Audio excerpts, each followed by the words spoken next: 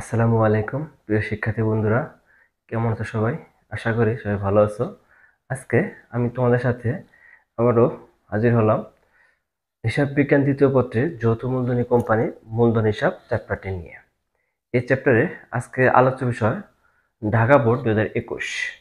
আমি এই ভিডিওটির আগে দুটি ভিডিও অলরেডি আপলোড করেছি, যেখানে প্রথম ভিডিওতে বেসিক নিয়ে আলোচনা করা হয়েছে এবং দ্বিতীয় ভিডিওতে সমহারের অঙ্ক নিয়ে আলোচনা করা হয়েছে। যদি তোমরা এই ভিডিওটি পরিপূর্ণভাবে বুঝতে চাও, তাহলে তোমাকে অবশ্যই আগের দুটি ভিডিও দেখতে হবে।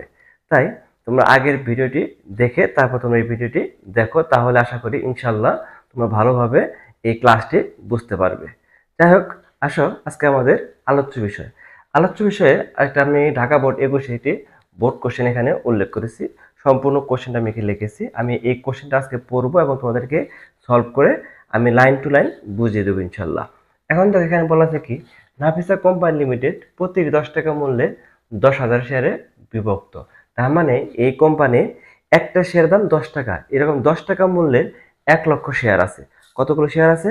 1 লক্ষ শেয়ার আছে। এবং 10 লক্ষ টাকা অনুমোদিত মূলধন নিয়ে নিবন্ধিত হয়েছে।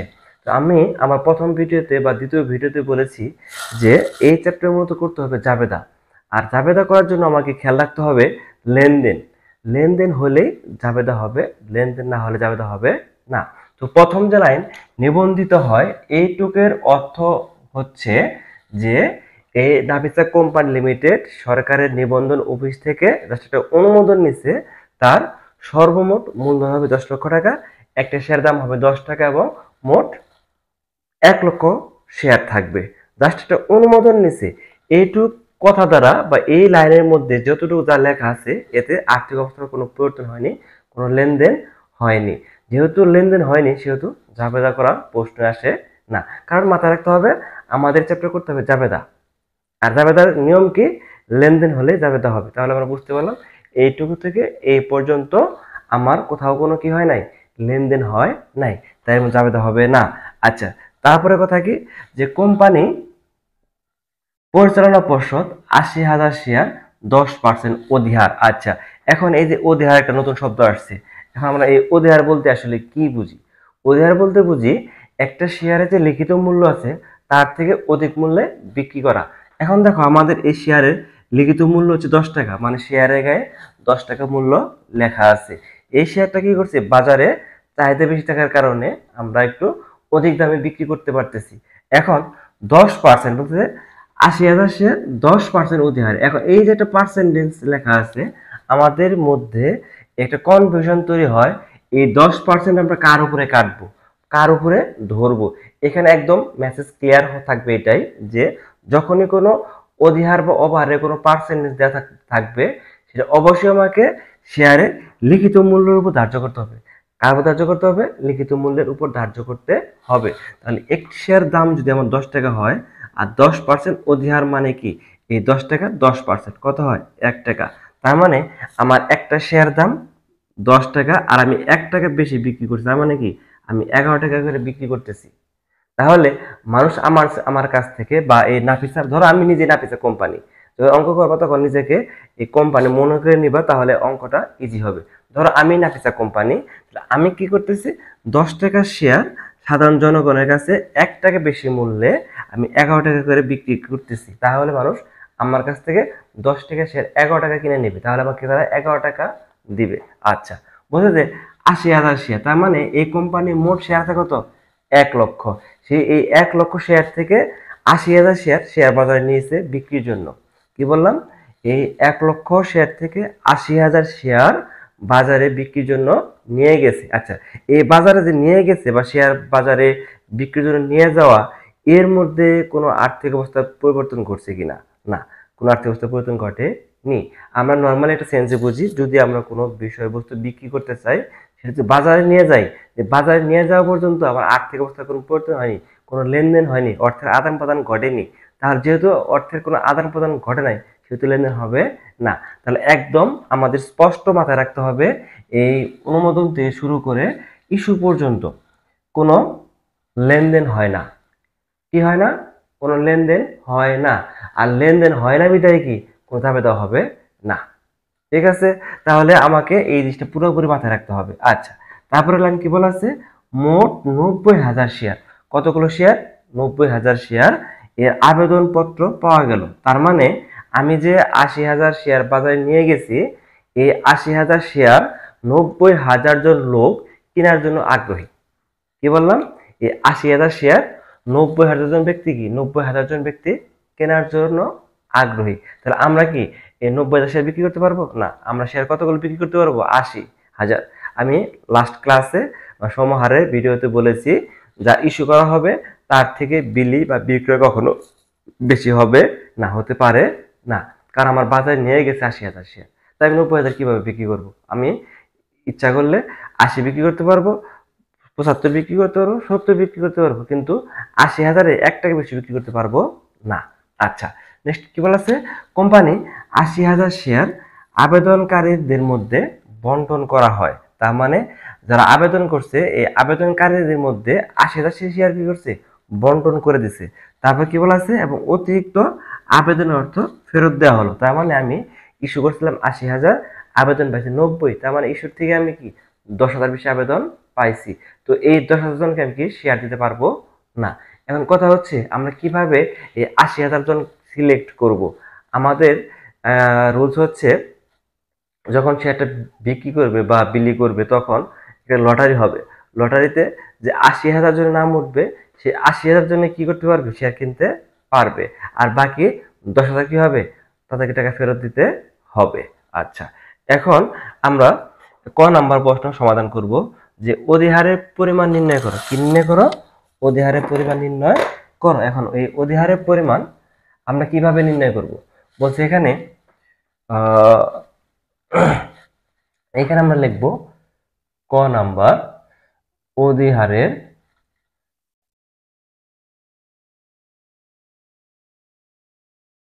পরিমাণ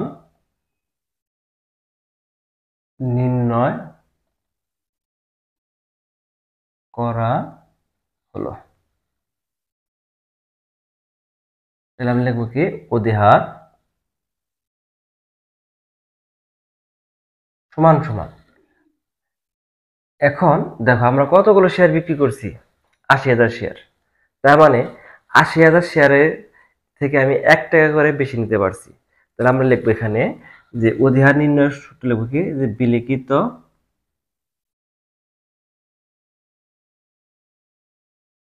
শেয়ার ইন্টু শেয়ার প্রতি অধিহার। তার মানে আমার এখানে বিলিখিত শেয়ার কত? 80,000। মানে আমি আগে কিন্তু বলেছি, এটা খেয়াল রাখবা, এটা কিন্তু অনেকে ভুল করে। কোনটা ভুল করে? যে এখানে আমরা মোট শেয়ার কতগুলো ধরবো, আমরা তো 90,000 শেয়ার আবেদন পাইছি, তাই না? কিন্তু আমি কি 90,000 শেয়ারকে বিলি করতে পারবো না? আমার মাথায় রাখতে হবে, আমি বাজারে যতগুলো শেয়ার নিয়ে গেছি তার থেকে বেশি বিলি করা যাবে না। আবেদন বেশি পাই, বেশিটুকু আমার বিলি করা সম্ভব না। যা ইস্যু করা হয়েছে আমি তাই কি করব? বিলি করব। তার মানে এখানে আমার বিলিখিত শেয়ার কত? 80,000 শেয়ার। আর শেয়ার প্রতি অধিহার কত করে? 1 টাকা করে। আমরা এটা দেখাই দিই, এই যে 10 গুণন কত? 10%। মানে কি 10 টাকার 10% অধিহার। তাহলে কি হলো এখানে? এই 80,000 ইন্টু কত? 1, কত হলো? তাহলে 80,000 টাকা। তাহলে এই কোম্পানি মোট শেয়ার অধিহারের পরিমাণ কত? 80,000 টাকা। আশা করি বিষয়টা ক্লিয়ার। এখন আমরা 2 নাম্বার প্রশ্নটি সমাধান করব, যে প্রয়োজনীয় জাবেদা দাখিলা দাও। কি দাও? প্রয়োজনীয় জাবেদা দাখিলা দাও। তাহলে প্রথমে আমাকে একটা জাবেদার ছক কাটতে হবে। আচ্ছা, আমরা জাবেদা ছকটি কেটে ফেলি। ক নাম্বার,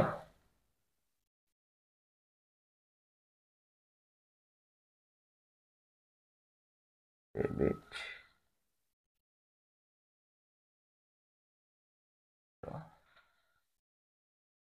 তারিখ, বিবরণ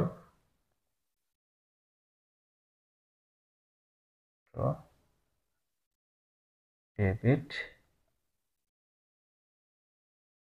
ক্রেডিট। কোম্পানির নাম কি?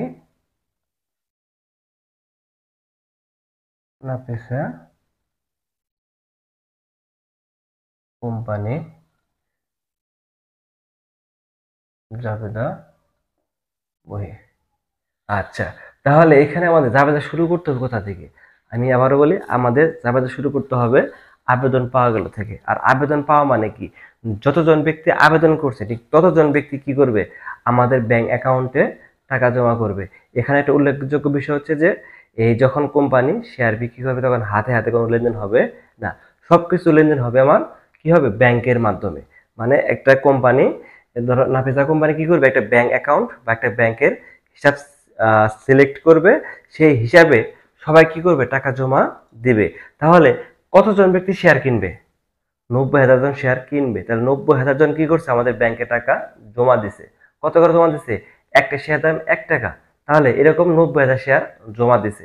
তাহলে যখন টাকা আমার ব্যাংকে জমা দিছে, আমার ব্যাংকে টাকা বাড়ছে না কমছে? বাড়ছে। যদি ব্যাংকে টাকা বাড়ে তাহলে আমরা কি জাবেদা কি লিখি? ব্যাংক হিসাব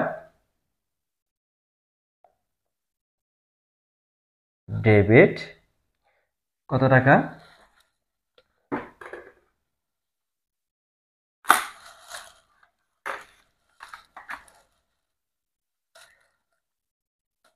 90,000 গুণন কত? 11।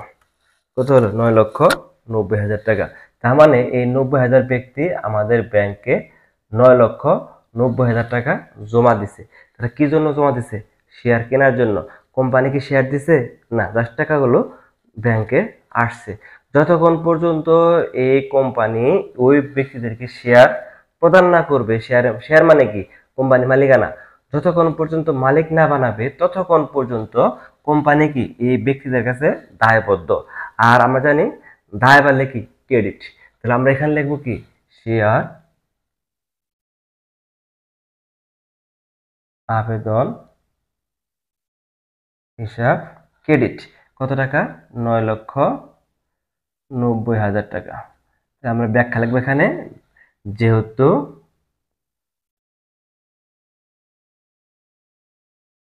শেয়ার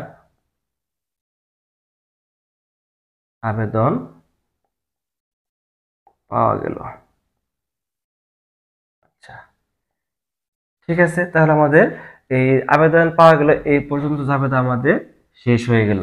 তারপরে পরের কথা কি বলা আছে? পরে বলা আছে যে কোম্পানি 80,000 শেয়ার আবেদনকারীর মধ্যে মধ্যে বন্টন করা হয়। তার মানে কোম্পানি 80,000 শেয়ার বন্টন করছে। বন্টন করা মানে কি? বন্টন করা মানে হচ্ছে হলো মালিক বানানো। কি বানানো? মালিক বানানো। যারা শেয়ার কেনার জন্য আগ্রহী তাদেরকে কি করা হয়েছে? মালিক বানানো হয়েছে। যখন এই 80,000 মানে ব্যক্তিকে মালিক বানানো হবে তখন কোম্পানি কি কি করবে? ওই ব্যক্তিদের কাছ থেকে দায় মুক্ত হবে। কারণ শেয়ার দেওয়ার আগে দায় ছিল, শেয়ার দেওয়ার পরে কি কোম্পানি দায় নাই। তো দায়টা কি? কমছে। দায় কমলে কি? ডেবিট। আমরা এখানে কি লিখবো? শেয়ার আবেদন হিসাব ডেবিট কত টাকা? 8,80,000 টাকা। এখন তোমাদের আরেকটা জিনিস আমি ক্লিয়ার করে দিই, এখানে 8,80,000 টাকা হলো কিভাবে? একটা জিনিস স্পষ্টভাবে মাথায় খেয়াল রাখবা যে আবেদন যত করে পাবে, আবেদন যত করে পাবে, যখন আমি আবেদন ডেবিট বা ক্রেডিট যাই কিছু করি না কেন ওই আবেদন টাকাই হবে। এখানে আমরা একটা শেয়ারে কয় টাকা মূল্য ধরে আবেদন পাইছি? 11 টাকা ধরে আবেদন আমি পাইছি। তাহলে আমার দায় কত কমছে? 11 টাকা ধরে দায় কমবে। কি হবে এখানে? যে 80,000 গুণন কত? 11, এ হলো 88,000। এখন দেখো এরা তো, এদের তো দায় কমে গেল। তাহলে এরা এখন কোম্পানি কি হয়ে গেল? মালিক হয়ে গেল। আর আমরা জানি ব্যবসায়ে মালিক যা কিছু দিবে তাই মূলধন বলি। তাহলে এদের টাকাটা কি হবে? মূলধন হবে। তাহলে এখানে কি হবে? শেয়ার মূলধন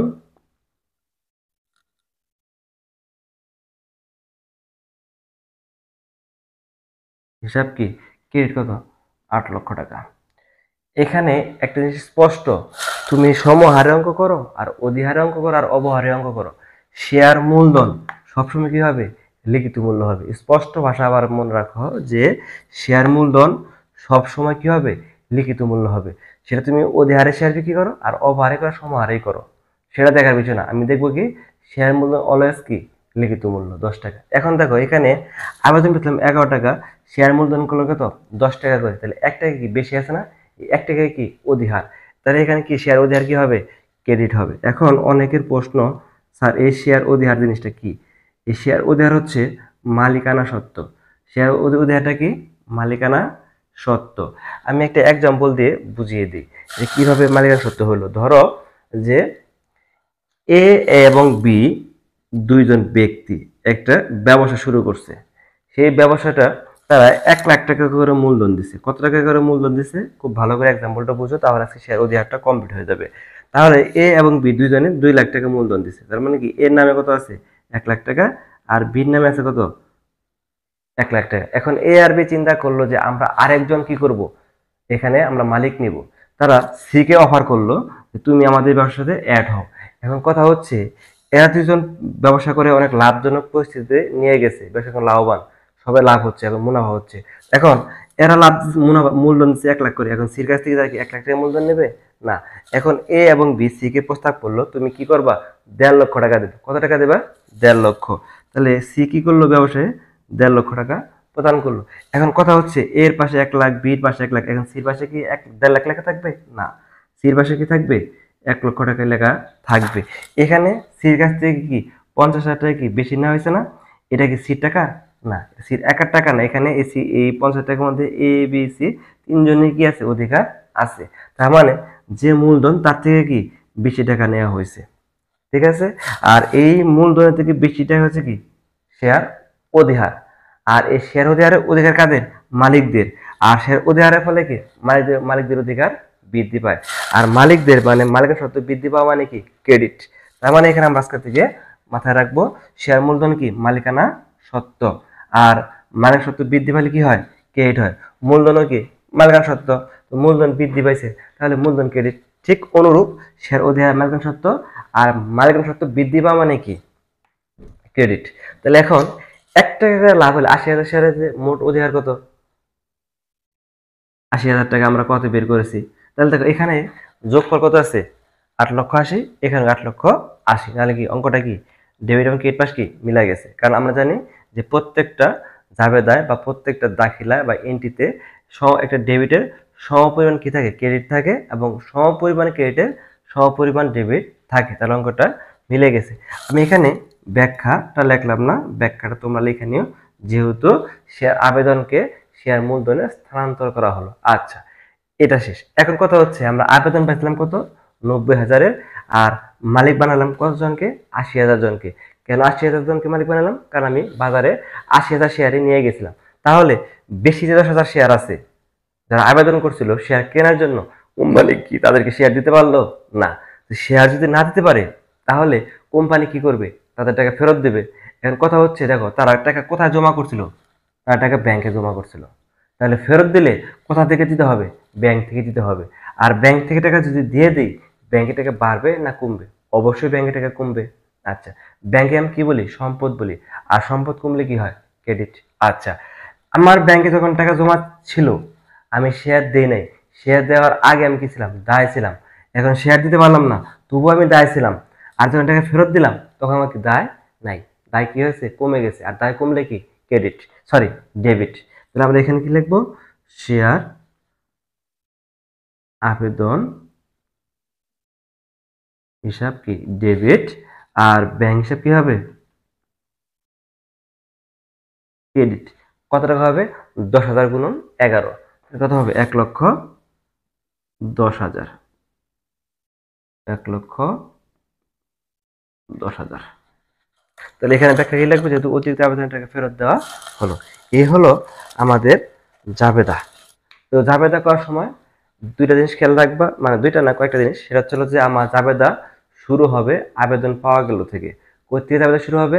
আবেদন পাওয়া গেল থেকে। তার আগে যা কিছু আছে সব ফাও, মাথায় নেওয়ার দরকার নেই। আচ্ছা, এখন মাথায় নিব যে ইস্যুটা মাথায় নেব, যে কত কি পরিমাণ ইস্যু করলো, কিন্তু ওটা জাবেদা হবে না। কিন্তু অঙ্ক করার জন্য আমাকে এটা মাথায় রাখতে হবে। আচ্ছা, আর আমি কি পরিমাণ আবেদন পেলাম সেটা রাখতে হবে। আর আবেদন অতিরিক্ত পাইছি না বা সমান আছে কি এটা খেয়াল রাখতে হবে। তার মানে আমার জাবেদা শুরু হবে কোথা থেকে? আবেদন পাওয়া গেল থেকে। এই হলো আমার জাবেদা। আমাদের ক এবং খ প্রশ্ন সমাধান হয়ে গেল। এখন আমরা ঘ নাম্বার প্রশ্ন সমাধান করব। আর্থিক অবস্থার বিবরণী প্রস্তুত করো। তো এই আর্থিক অবস্থার বিবরণী প্রস্তুত করার জন্য আমাকে যে জিনিসটা মাথায় রাখতে হবে, এই সম্পূর্ণ জাবেদাটা আমাকে ফলো করতে হবে। ঠিক আছে। তাহলে আমরা এখন দেখো আর্থিক অবস্থার বিবরণী করে ফেলবো। আচ্ছা, আমি এটা মুছাই দিলাম।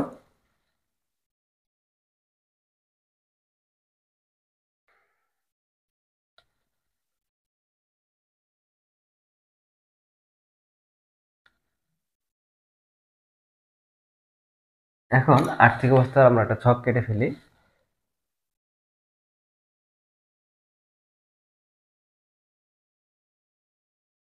এখানে কি লিখবো?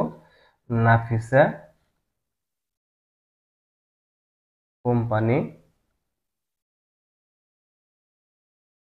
লিমিটেড আর্থিক অবস্থা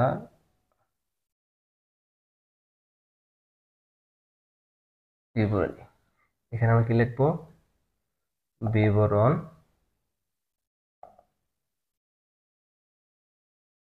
টাকা টাকা।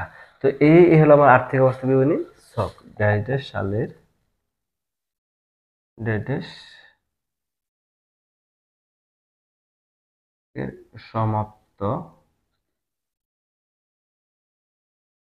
বছরের জন্য আমাকে লিখতে হবে কি? নাফিসা কোম্পানি লিমিটেড এর আর্থিক অবস্থার বিবরণী। যেহেতু এখানে সাল উল্লেখ নেই, তাই আমি লিখবো ড্যাশ সালের ড্যাশ তারিখে সমাপ্ত বছরের জন্য। তো এখানে আমি এট ফার্স্ট আমাকে লিখতে হবে সম্পদ সমূহ। এখানে উপরে কি লিখতে হবে? সম্পদ সমূহ। তো আমাদের এই অঙ্কে একটা মাত্র সম্পদ, সেটা ব্যাংক হিসাব, একটা মাত্র সম্পদ আছে। আর ব্যাংকটা কি? চলতি সম্পদ। তাহলে আমরা এখানে লিখবো কি? চলতি সম্পদ। এখন ব্যাংক হিসাব। আমাদের ব্যাংকে এখন কত টাকা জমা আছে খেয়াল করো। আমাদের ব্যাংকে প্রথমে জমা করা হয়েছিল কত টাকা? 9,90,000 টাকা জমা করা হয়েছিল। আর আমরা ফেরত দিয়েছি কত? 1,10,000 টাকা ফেরত দিয়ে দিছি। তাহলে আমার ব্যাংকে এখন কত টাকা জমা আছে? 8,80,000। তার মানে আমি যত টাকা ব্যাংকে জমা হয়েছিল, সেই জমাকৃত টাকা থেকে যত টাকা ফেরত দিছি, সেটা বাদ দেওয়ার পরে যা থাকবে সেটা আমার কি? ব্যাংকের টাকা অবশিষ্ট আছে। তাহলে আমার ব্যাংকে কত টাকা আছে? 88,000 টাকা আছে। সরি, 8,80,000 টাকা আছে আমার ব্যাংকে। যোগ করলে কত হয়? 8,80,000 টাকা। এটাই আমার কি? কোম্পানির মোট সম্পদ। তারপর আমাকে লিখতে হবে দায় ও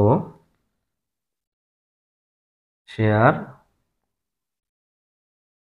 হোল্ডারদের সত্ত্ব। অনেকে এখানে ভুল করে মালিকানা সত্ত্ব লিখে ফেলে। সাবধান, মালিকানা সত্ত্ব লেখা যাবে না। কারণ আমার যৌথ মূলধনী কোম্পানির মালিকানা কিভাবে সৃষ্টি হয়? শেয়ার দ্বারা। আর এক মালিকানা ব্যবসা মালিক কি থাকে? একজন। তাই এক মালিকানা ব্যবসা লিখি মালিকানা সত্ত্ব। আর যখন যৌথ মূলধনী কোম্পানি, যেখানে শেয়ার আছে, সেখানে হবে কি? শেয়ার হোল্ডারদের সত্ত্ব।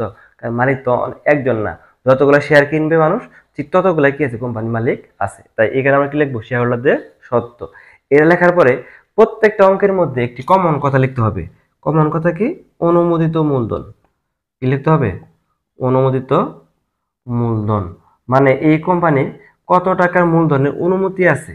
তা আমরা ওই যে প্রথম লাইনে লেখা আছে প্রতি 10 টাকা মূল্যে এত শেয়ারে এত টাকা অনুমতি আছে, মানে এই টাকা কি? সরকার আমাকে অনুমতি দিছে। আর এই জিনিসটা এক নজরে দেখে বোঝার জন্য আমরা কি করব? এই কথা এখানে লিখে রাখবো। আর্থিক অবস্থা বিবরণী গিয়ে তাকাইলে বুঝতে পারবে এই কোম্পানির 1 লক্ষ শেয়ারের অনুমতি আছে, 10 লক্ষ টাকা অনুমোদন, এবং প্রতি শেয়ার দাম কত? 10 টাকা। এটা বোঝার জন্য জাস্ট লিখবো, আর কিচ্ছু না। এটা অঙ্কে কোনো কাজ নাই। আমরা এখানে কি লিখবো? প্রতিটি 10 টাকা মূল্যের 1 লক্ষ শেয়ার। মোট টাকা কত? কই দেখো এখানে লেখা আছে 10 লক্ষ টাকা। ঠিক এই জিনিসটা আমরা এখানে নকল করব, মানে কপি করব। কি লিখবো এখানে? 10 লক্ষ টাকা লিখে এখানে আমি কি করব? একদম ক্লোজ করে দেব, মানে এটার আর কোনো কাজ নাই। তারপর দেখো আমি কতগুলো শেয়ার ইস্যু করছিলাম? আমি এখানে 80,000 শেয়ার ইস্যু করছি, তাই না? তাহলে আমরা এখানে কি লিখবো? ইস্যুকৃত। আচ্ছা, 80,000 শেয়ার ইস্যু করছি, বিলি করছি কতগুলো শেয়ার?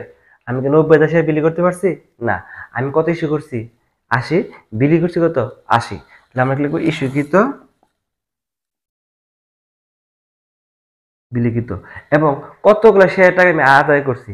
হ্যাঁ, আমি 80,000 টাকা শেয়ারের টাকায় কি করছি? আমি আদায় করছি। তাহলে আমি একটু ইস্যুকৃত, বিলিখিত ও আদায়কৃত এই কথাটা আমি এখানে কমন, প্রত্যেকটা অঙ্কের মধ্যে এই কথাটা হবে। আমরা লিখে নেব যে ইস্যুকৃত, বিলিখিত, আদায়কৃত। তারপর আমি এখানে কি লিখবো? প্রতিটি 10 টাকা মূল্যের কত শেয়ার? ৮০,০০০ শেয়ার। ৮০,০০০ শেয়ার কত হয়? ৮ লক্ষ টাকা। আমরা এখানে কি লিখবো? ৮ লক্ষ টাকা। এখন কথা হচ্ছে ওই যে আমরা শেয়ার অধিহার বলছিলাম, এই শেয়ার অধিহারটাকে এখানে সঞ্চিতি ও উদ্বৃত্ত এই কথাটা লিখতে হবে শেয়ার অধিহার। শেয়ার অধিহার এখানে কত? ৮০,০০০ টাকা, যেটা আমরা কতে বিয়ে করছিলাম। ৮ লক্ষ আর ৮০,০০০ কত হয়? ৮ লক্ষ ৮০,০০০। তার মানে দেখো, এখন তুমি খেয়াল করো, এখানে মোট সম্পদ কত? 8 লক্ষ 80,000। এখানে দায় ও শেয়ার সত্ত্ব মিলে কত? 8 লক্ষ 80,000। তাহলে অঙ্ক কি সঠিক হয়েছে? ঠিক আছে, তাহলে আমরা আজকে ঢাকা বোর্ড 21 সমাধান করলাম। যদি তোমাদের কোনো কোশ্চেন থাকে তোমরা কমেন্টের মাধ্যমে জানাতে পারো, এবং তোমাদের যদি কোনো কোনো চ্যাপ্টারের ভিডিও লাগে তো তোমরা কমেন্টের মাধ্যমে আমাকে বললে অবশ্যই আমি তোমাদেরকে সেই চ্যাপ্টারে বা সেই বিষয়ের উপর ভিডিও আপলোড করে দেবো ইনশাল্লাহ। ওকে, আসসালামু আলাইকুম।